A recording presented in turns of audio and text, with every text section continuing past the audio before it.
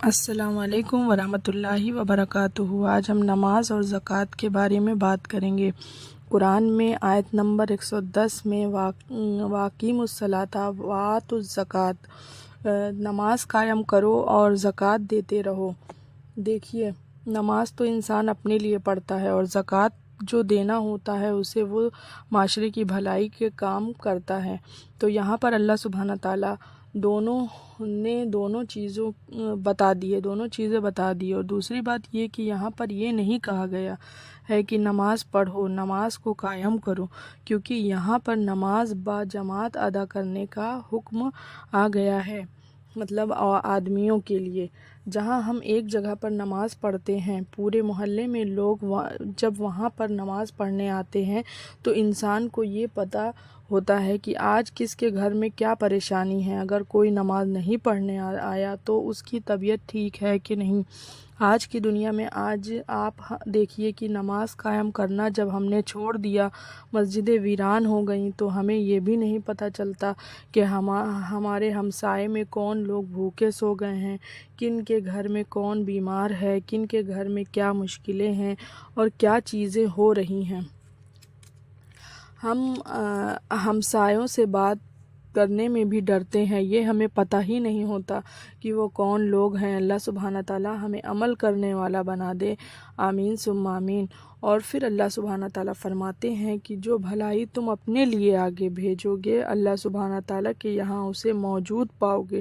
جو مال تم اللہ کی راہ میں خرچ کر رہے ہو وہ اللہ کے بینک میں جمع ہو رہا ہے اور مسلسل بڑھتا رہتا ہے، لہٰذا اس کے بارے میں فکر کرنے کی ضرورت نہیں ہے، کیونکہ یقیناً اللہ سبحانہ تعالیٰ فرماتے ہیں ان اللہ بما تعملون بصیر، کہ یقیناً جو کچھ تم کر رہے ہو اللہ اس کو دیکھ رہا ہے۔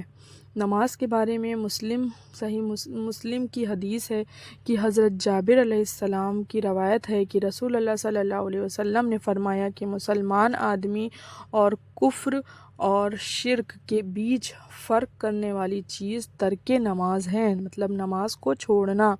ترمذی کی حدیث ہے کہ حضرت ابو ہریرہ رضی اللہ عنہ فرماتے ہیں کہ رسول اللہ صلی اللہ علیہ وسلم نے فرمایا کہ قیامت کے دن بندے سے سب سے پہلے جس چیز کا حساب لیا جائے گا وہ اس کی نماز ہے۔ مسلم اور بخاری کی حدیث میں آتا ہے کہ ابن عمر رضی اللہ عنہما کہتے ہیں کہ رسول اللہ صلی اللہ علیہ وسلم نے فرمایا جس شخص کی نماز عصر فوت ہو گئی،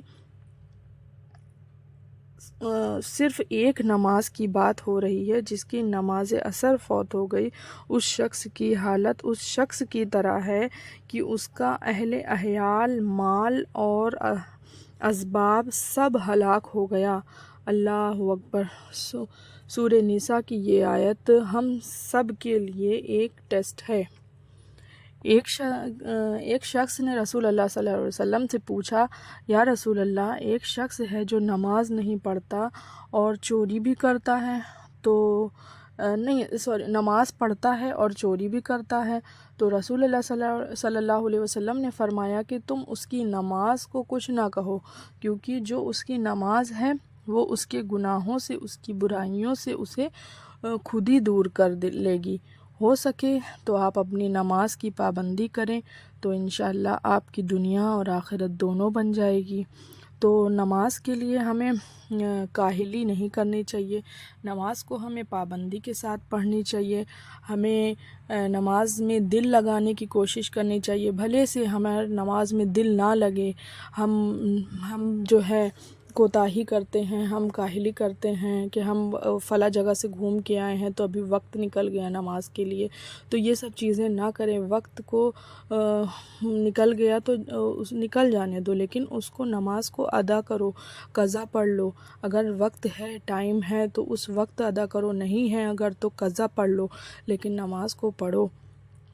نماز کو پڑھو، اور پڑھنا کیا ہے، اسے قائم کرنا ہے، نماز کو ہمیں قائم کرنا ہے، اور لوگوں کو بھی کہو نماز، یہ نہیں کہ اگر ہم پڑھ رہے ہیں نماز تو ہم سب سے بڑے نمازی بن گئے اور ہم ہی صرف پڑھتے رہیں، ہم کسی سے کہیں نہیں، یہ بھی غلط ہے، یہ بھی گناہ ہے، اللہ تعالیٰ اس چیز کو بھی ناپسند کرتے ہیں۔ اللہ تعالیٰ کہتے ہیں کہ تم نماز اگر پڑھ رہے ہو تو لوگوں کو بھی کہو کہ آپ بھی نماز پڑھو، فلاں اپنے ماں کو کہو، اپنے باپ کو کہو، اپنے بھائی، اپنے شوہر کو، کوشش کرو، بھلے سے وہ کریں یا نہ کریں، لیکن نماز کو کہنا بہت ضروری ہے، بولنا بہت ضروری ہے نماز کے لیے۔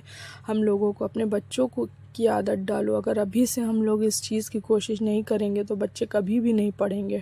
تو ہمیں اس چیز کا بہانہ نہیں کرنا چاہیے کہ نہیں ابھی وقت نکل گیا، ابھی نہیں پڑھیں گے، تبھی پڑھ لیں گے، ایسا ہے ویسا ہے۔ نہیں، نماز کو پڑھنا ہے، نماز کو قائم کرنا ہے ہمیں۔ اور کہیں گھومنے چلے گئے ہیں یا وہاں سے آئے تو نہیں ابھی ہم بہت تھک گئے، ابھی ہم نماز نہیں پڑھیں گے، چھوڑ دیا، لیکن نہیں، چھوڑنا نہیں ہے، صرف دل لگا کے پڑھنا ہے۔ السلام علیکم۔